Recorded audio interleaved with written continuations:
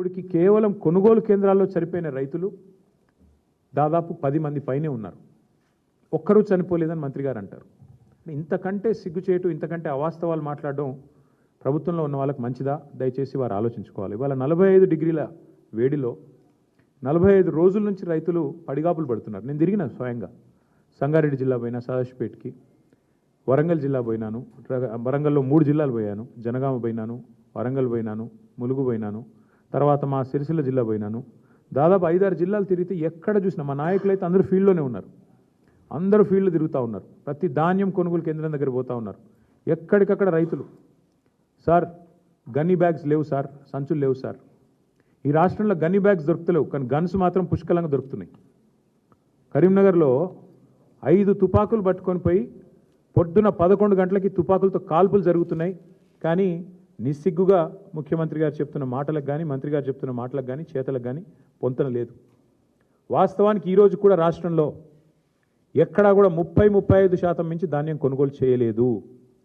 ఇక మీకు పేరు చెప్తే బాగుండదు, కానీ ఒక మాజీ మంత్రి, ఎమ్మెల్యే, కాంగ్రెస్, మొన్న మా నాయకుడికి ఫోన్ చేసి, ఒక నాయకుడు మా ఎమ్మెల్యే గారికి ఫోన్ చేసి, అరే ఏం పెట్టినరా మీరు, ఇది పని లేని పని, ఈ గవర్నమెంట్ కొనుడు ఏందా నాకు అర్థం కాదు, ధాన్యం మీరు లేని పని పెట్టిన మా కేసీఆర్ గారు, మాకు ఇప్పుడు ఆ ప్రెజర్ అవుతుంది అని చెప్పి మా నాయకుడికి ఇంకో కాంగ్రెస్ నాయకుడు ఫోన్ చేసి నిష్ఠూరం ఆడుతూ ఉన్నాడు. ఇది పరిస్థితి ఈరోజు రాష్ట్రంలో.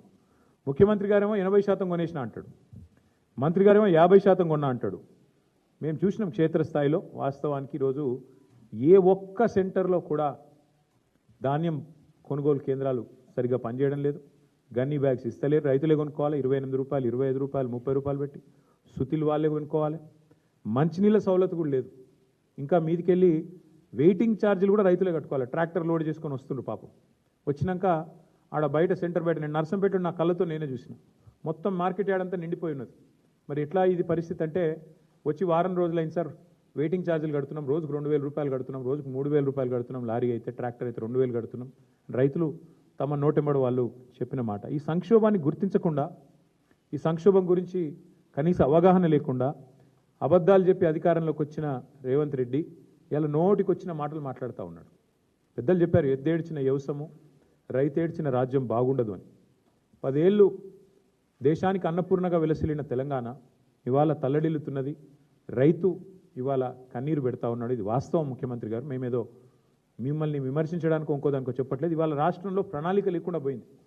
యూరియా దొరకదు, రైతు బంధు వేయరు, మీరు రుణమాఫీ మొత్తం చెయ్యరు, ఆఖరికి పంట కష్టపడి పండిస్తే మీరు ఇచ్చే అరకొర కరెంటుతోని పంట కొనుగోలు చేయరు.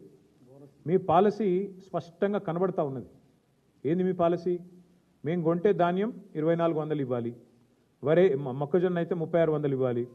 అట్లా కాకుండా రైతును 4 రోజులు అక్కడే ఏడిపిస్తే పోయి అక్కడ ప్రైవేట్లో అమ్ముకుంటాడు. ఎవరో సేటుకో ఎవరో రైస్ మిల్ ఆయనకు అమ్ముకుంటాడు. 1700, 1800 సచినోడి పెళ్లికి వచ్చిందే కట్నం అన్నట్టు.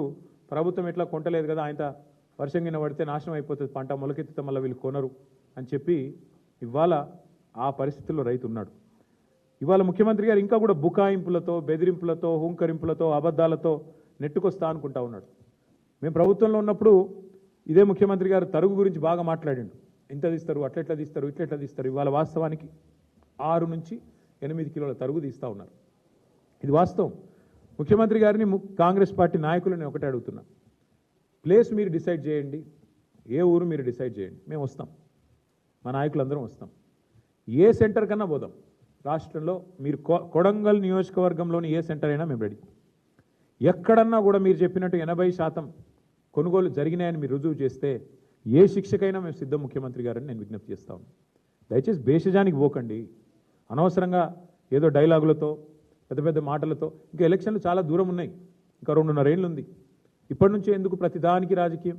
దయచేసి భేషజానికి పోకుండా, అహంభావానికి పోకుండా, మేము చెప్తున్నాం కదా వీళ్ళెవరు చెప్పడానికని అనవసరపు దీనికి పోకుండా, బ్రోకర్ల పాలవుతున్న ధాన్యాన్ని, మధ్య దళారులు ఏదైతే ఇవాళ గవర్నమెంట్ కొంటలేదు కాబట్టి దళారులకు అమ్ముకునే దుస్థితి ఏదైతే రైతులకు వచ్చిందో దీని నుంచి నివారించండి. మా శ్రీనివాస్ గౌడ్ గారు గుర్తు చేస్తూ ఉన్నారు, బోనస్ ఎగ్గొట్టిండు అని. బోనస్ కాదు, ఈ ప్రభుత్వమే పెద్ద బోగస్. ఈ ప్రభుత్వమే పెద్ద బోగసు. వాళ్ళ రైతు డిక్లరేషన్ అంత పెద్ద బోగస్ ఇంకోటి లేనేలేదు.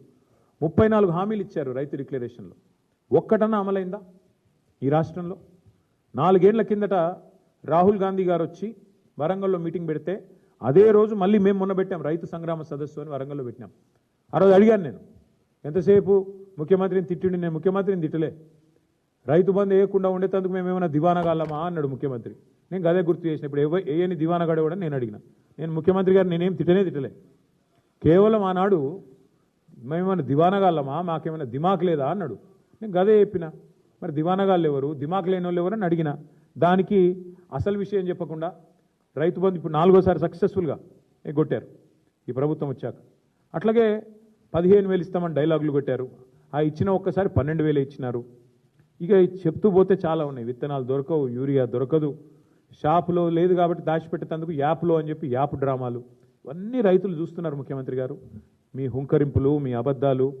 ఇవాళ లారీలు లేవు, ట్రాన్స్పోర్ట్ చేసేటోడు లేడు, బస్తాలు దించేటోడు లేడు, హమాలి దిక్కు లేడు, మీ ప్రభుత్వానికి ప్రణాళిక లేదు. పోనీ కేంద్ర ప్రభుత్వం ఏమన్నా వాళ్ళు ఏమన్నా మంచి చేస్తున్నారంటే మన ప్రధానమంత్రి గారు వచ్చి మన రాష్ట్రానికి వచ్చి హైదరాబాద్లో మీటింగ్ పెట్టి సాగు కబురు చల్లగా చెప్పిపోయిండు. రైతులు యూరియా వాడుడు తక్కువ చేయాలి, బంగారం కొనుడు తక్కువ చేయాలి. మరి ఆ పెద్ద మనిషి వచ్చి శుద్ధులు చెప్పిండు. దాన్ని బట్టి అర్థమయ్యేది ఏంటంటే నాకు వచ్చే సీజన్లో కూడా తప్పదు, కాంగ్రెస్ అనే ఈ దరిద్రం ఈ రాష్ట్రంలో ఉన్నంత కాలం రైతులకు ఇక్కట్టు తప్పవు, మళ్ళీ యూరియా దొరకదు. ఆయన కేంద్ర ప్రభుత్వానికి నాయకత్వం వహించే పెద్ద ఆయన మోడీ గారు చెప్తున్నారు. రాష్ట్రంలో ఉన్న మంత్రులకు, ముఖ్యమంత్రి గారికి డబ్బు సంచుల మీద ఉన్న దృష్టి ధాన్యం సంచుల మీద లేదు, యూరియా సంచుల మీద లేదు. కాబట్టి మరి ముందస్తు ప్రణాళికలు లేవు, ప్లానింగ్ లేదు, ముఖ్యమంత్రికి అసలు సోయే లేదు. గన్నీ బ్యాగులు దొరకవు కానీ గన్లు మాత్రం బాగా దొరుకుతున్నాయి. ఇది మీకు తెలుసు, నేను చెప్పక్కర్లేదు దానికి మించి.